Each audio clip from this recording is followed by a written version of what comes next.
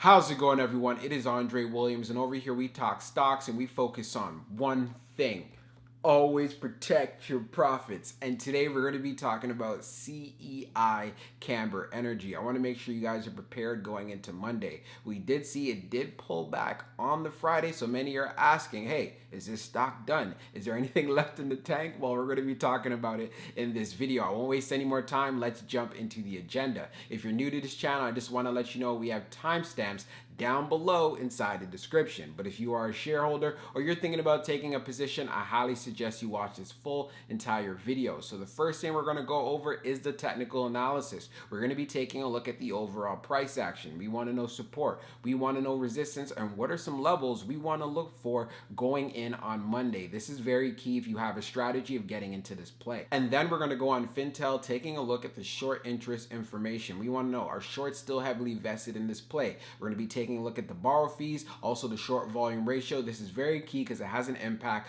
on the way the stock performs. And then we're going to take a look at the order flow distribution. We want to know, have institutions been loading up on shares on the Friday? Because this can give us a bullish signal as far as looking forward to a spike. And then when all of that is done, we'll be going into the final thoughts and as well as some more details. So let's get to it. So we're going to do a technical analysis for Camber Energy. Let's see how it performed on Friday. So we ended up closing at $3.25, being down 14.92%.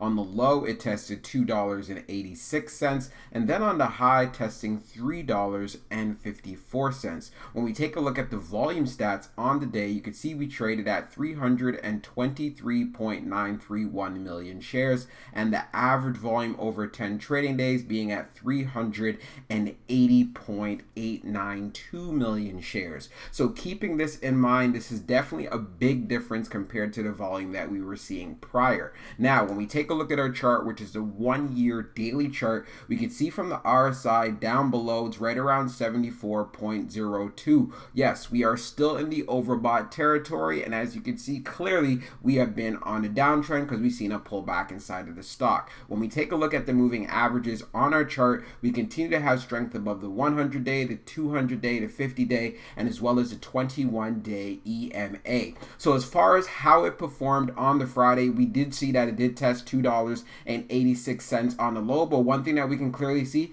this is an area of support. So going into Monday, if it decides to pull back on that 325 or where it closed, you're going to want to see some strength here right at this level. As far as for the highs concerned on the Friday, it was around $3.54. So what we can clearly see here, $3.50 is going to be an area of resistance, and it's going to be an area to keep an eye on. If we could pass this particular level on the Monday, then of course I'm going to be looking forward to seeing a move going to around 380 and then seeing how much selling pressure we have from there. But we do know if there's a lot of volume coming through this stock, we should be able to get past 380 until we hit this psychological area right here around $4. There would be a lot of profit taking here, and also I think it would bring in a lot more excitement and also a lot more volume, a lot more traders coming into the play. So the key areas to keep your eye on, you want to keep an eye on that $3 level. If it breaks, you want to keep an eye on around that 286, 287, and if you start seeing a lot of momentum above 350,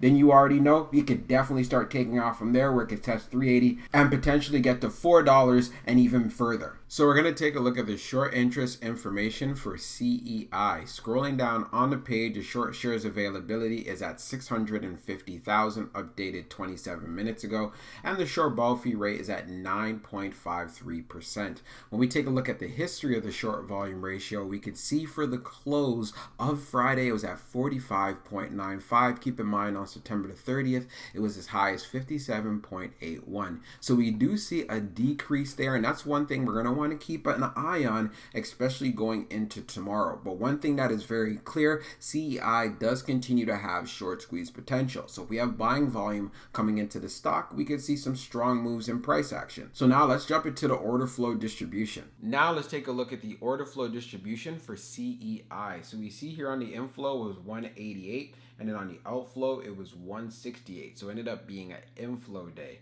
When we see the breakdown though, on the large it was 56.84, and then on the medium it was 102, and then on the small it was 29.04. When we take a look at the outflow side, we could see on the large it was 50.27. On the medium, it was 92.05. And then on the small, it was 25.28. When we take a look at the large scale orders in the last 5 days for October the 1st, you can see the difference there being 6,563.99. So what this tells us right away, as far as on the retail side, there was a lot of buying that was going on as well as profit taking. And we could also see this clearly on the medium side, but we could see it's been a battle amongst institutions. So we have institutions who have been buying up a lot of shares, and they've been able to outweigh all of the outflows that have been happening. So this play still has life in it, and I want to make sure that you're keeping it on your radar so you could take advantage of those trade opportunities if they present themselves. So now let's jump into the final thoughts, and we'll go over some more details as well. So for my final thoughts for CEI Camber Energy, I'm excited going into Monday, and I'm going to continue to keep it on the watch list. And part of the reasons being is on the Friday, we saw institutions continue to load up on shares, and we also did see this on the retail side. Also going on Fintel, this play still continues to have short squeeze potential. So that is one of the reasons why I like this play. Another thing that I want to make sure you guys understand is support and as well as resistance.